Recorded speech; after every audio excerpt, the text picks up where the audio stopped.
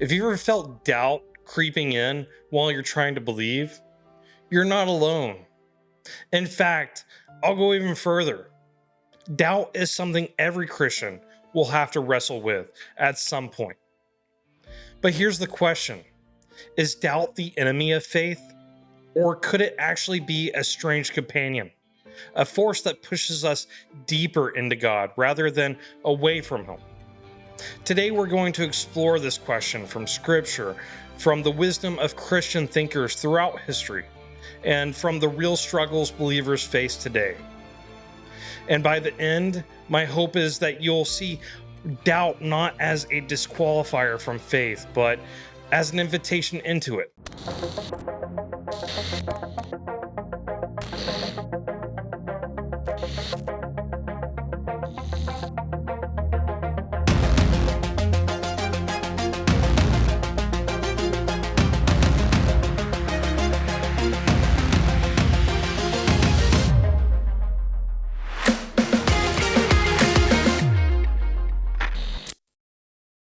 Let's start by being honest. Doubt feels like weakness. It feels like failure. We'll ask questions like, is God really there? Does He really hear my prayers? Can I really trust His word? And when those questions come, we often feel ashamed. But here's something powerful. Doubt is not the same thing as unbelief. Unbelief is a hard heart that refuses to trust God. Doubt, however, is the struggle of a believing heart that longs for assurance. Charles Spurgeon put it this way: I do not believe there ever existed a Christian yet who did not now and then doubt his interest in Jesus. That should give us a little comfort. Even the Prince of Preachers admitted that doubt is universal. Let's turn to the Bible. Some of the most faithful figures we know wrestled with doubt. Take John the Baptist. Jesus himself said, among those born of women, there has arisen no one greater than John. And yet, when John was in prison, he sent his disciples to ask Jesus, are you the one who is to come, or should we expect someone else? John the Baptist, this fiery prophet who had once declared, behold, the Lamb of God, was now wrestling with doubt. Or think of Thomas.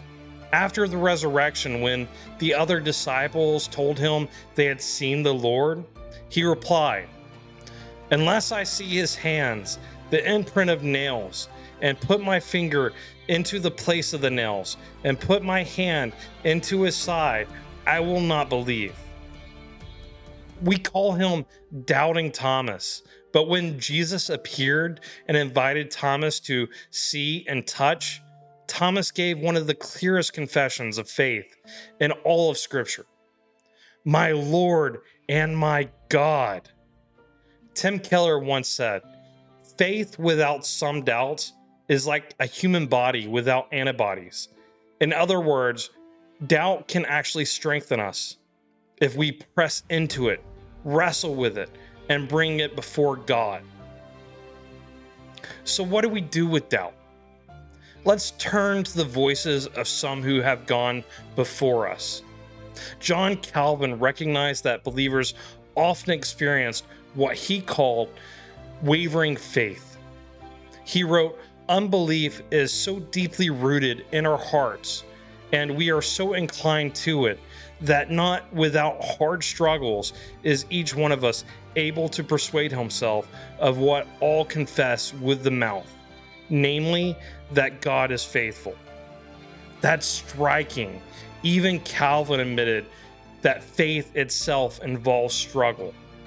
R.C. Sproul added, it is one thing to believe in God, it is quite another to trust God. That's where much of doubt lives. It's not in God's existence, but in whether we can trust Him with our lives, our choices, our future. C.S. Lewis, after losing his wife Joy, confessed in A Grief Observed,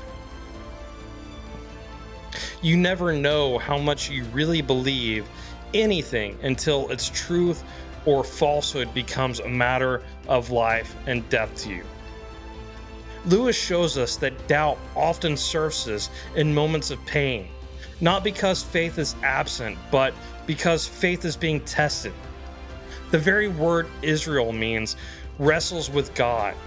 Faith is not a serene march without questions. It's often a limp forward with scars of wrestling. The Apostle Paul admits in 2 Corinthians 12, 7 through 9, "Therefore, in order to keep me from being conceited, I was given a thorn in my flesh, a messenger of Satan, to torment me. 3 times I pleaded with the Lord to take it away from me. But he said to me, 'My grace is sufficient for you, for my power is made perfect in your weakness. Therefore, I will boast all the more gladly about my weaknesses, so that Christ's power may rest on me.'" Paul doesn't say doubt is enjoyable, but he does say God meets us in our weakness. Spurgeon echoed this beautifully. "I thank God for every storm that wrecked me upon the rock of Christ." I'll be honest with you. I've had my share of doubts too. Times when I've wondered if I could really trust God with my calling, my family, and my future. Times when my own inconsistency in prayer and study made me question whether I was truly fit for ministry. And yet, looking back, I can see those seasons of doubt weren't wasted. They were the very seasons where God pursued me the hardest. C.S. Lewis once described God as the great iconoclast, the one who shatters our false images of him. I felt that. God used doubt to tear down my self-reliance, my pride, even my fear of failure, so that all I had left was him. So, where does that leave us? If doubt is real, and if it's something even the greatest Christians wrestled with, how should we respond? I think there's 4 ways. Number 1, bring your doubts to God. Don't run from him. Like Thomas, bring your questions right to Jesus. He isn't threatened by them.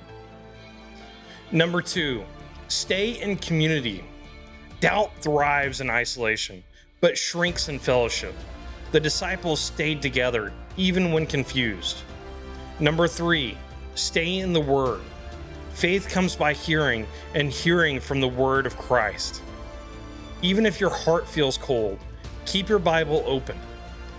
Number 4, look at the cross. The greatest evidence that God can be trusted is Calvary. As Keller said, if Jesus didn't abandon you in his darkest moment, why would he abandon you now in yours? So let me say this clearly. Doubt is not your enemy. It may, in fact, be a strange companion, a reminder that faith is not blind certainty, but a struggle toward trust. And if you find yourself wrestling tonight, you're in the company of John the Baptist, Thomas, Paul, and countless believers throughout history. Hold on, keep wrestling, and know that God doesn't abandon doubters. He meets them. May God keep you and bless you.